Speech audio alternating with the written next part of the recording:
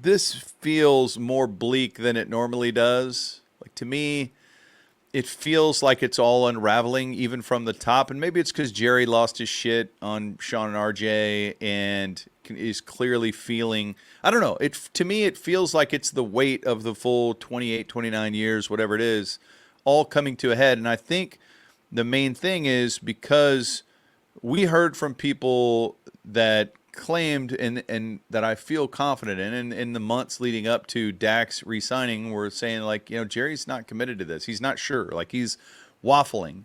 Like, and look, you just look at the way that that contract negotiation went. So if you're going to pay that guy, you're going to pay Dak that money, you're not thinking you're going into a full rebuild.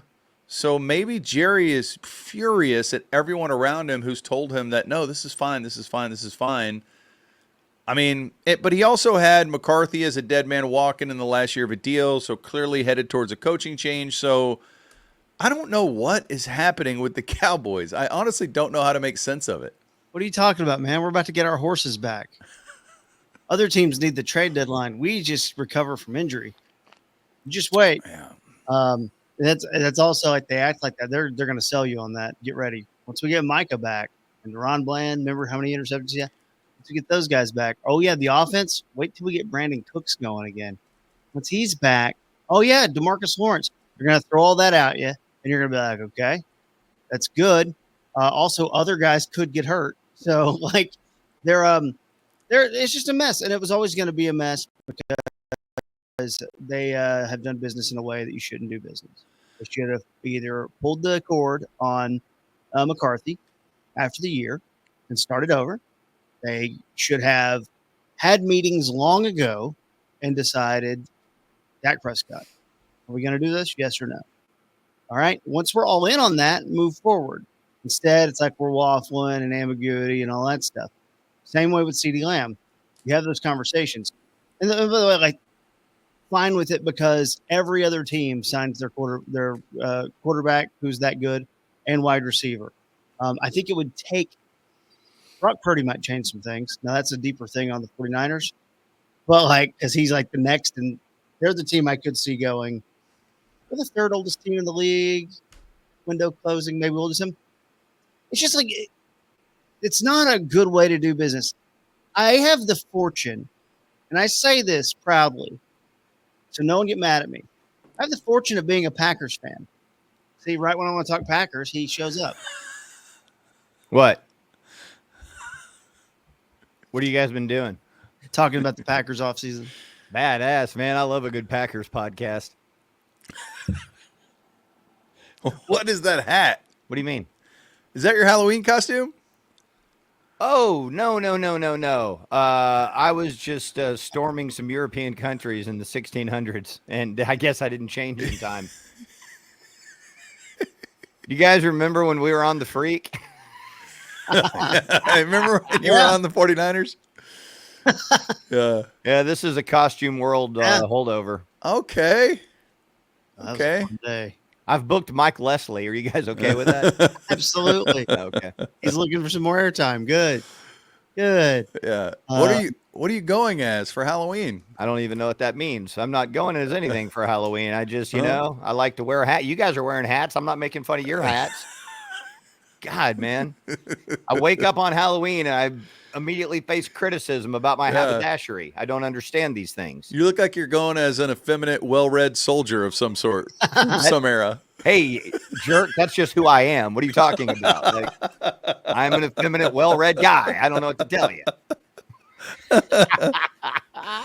So you guys are giving out squishy eyeballs at your house tonight, right? I'm going to work Mavs. Trish is doing that. Do you want me to try to get her in here? I booked her, actually. Oh, good. You're going to be on a little bit later. She's doing the Mike Leslie podcast, and then she's going to jump on with us. Yeah.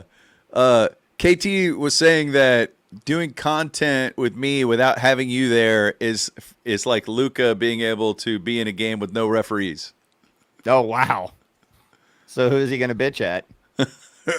Right. Then he took it back and was kind of going the other way about it because Luka does get to the free throw line a lot, right? I think he lives at the free throw line, Kevin. I'm going to try something. Does this work here? Can y'all see that? I see it in the backstage. Oh, there we go. There's Skin logging on to the thing today. Hey, very nice.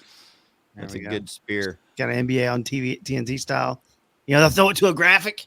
It's good. It's a great TV show. I do actually have a graphic I'm going to pop up right now because I thought this was a really good tweet from one Jeff Skin Wade, and I thought this perfectly summarizes what's going on.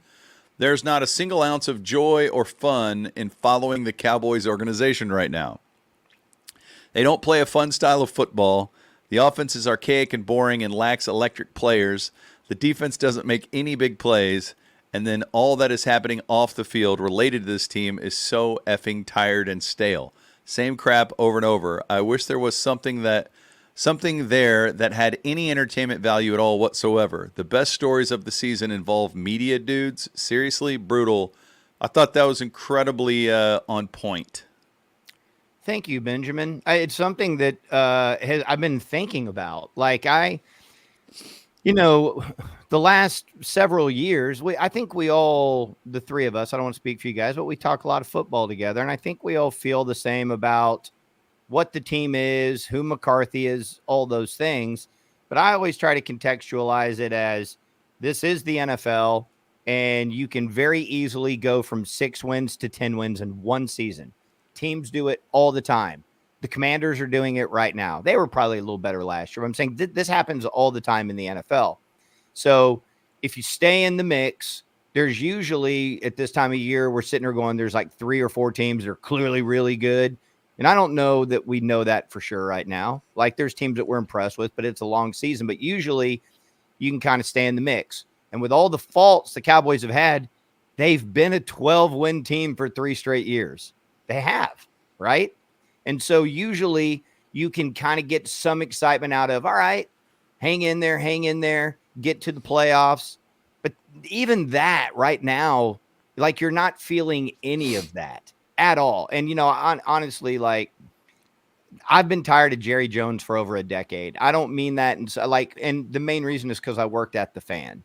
Like if part of your programming is, all right, what did Jerry say today? Let's pull 8 clips and talk about it. Like that's a cheese grater to my nuts. I get so tired of that. But every now and then there's something, right? And it's fun and we laugh and have a good time. Or maybe the Hot Dog Boys happens or something like that.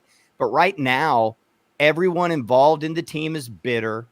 Like even things that used to be fun that kind of happened on the periphery, that's all getting shut down. Nothing about it is interesting. And so we just have Jerry saying the same shit he said for 30 years. Dak is playing really poorly, which sucks because I like Dak and I believe in Dak. Maybe I'm an idiot, but I believe in him. He's playing really poorly. There are no weapons. The longer these main defensive guys are out, the further they are from being interesting. And so I always at least looked forward to games. And throughout the course of a game, there was little moments, peaks and things and plays. You feel like, okay, they're in.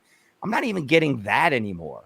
And I don't know where we're all busy people. And so I'm like, man, what a waste of time even thinking about this dumb team. And I hate that I'm there, but that's kind of where I'm at right now. I really need some fucking juice.